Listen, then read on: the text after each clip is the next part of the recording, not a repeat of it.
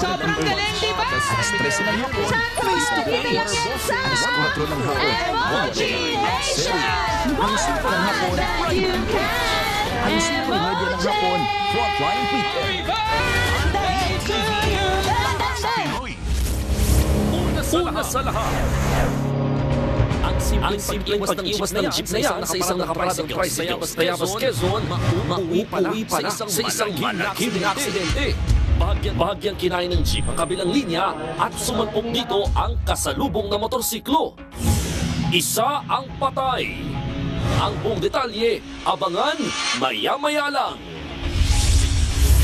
Magandang hapon, Pilipinas! Kasama ang buong puwersa ng News 5. Ito ang Frontline Pilipinas Weekend. News 5 Exclusive. 6 na buwang gulang na sanggol sa Cavite namatay sa heat stroke. Si Q arestado sa bypass operation sa Caloocan. 6.8 million pesos na halaga ng shabu nasabat. Amerika, Australia, Japan at Pilipinas nagkaisang pinuna ang China sa paulit-ulit itong pangaharas sa ating mga barko sa West Philippine Sea. Kambal sa Davao del Norte na ipinanganak na magkadikit, mapaghihiwalay na sa tulong ng gobyerno ng Saudi Arabia. Mga busker at iba pang street performer na naging atraksyon na sa Baguio City, bawal muna sa Session Road. Bakit?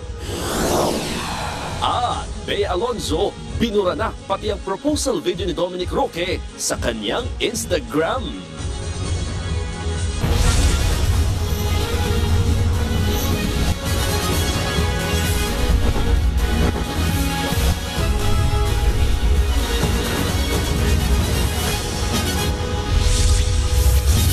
Sanib ang binatikos ng Amerika, Australia, Japan at Pilipinas ang China dahil sa patuloy na pangaharas nito sa ating mga barko sa West Philippine Sea.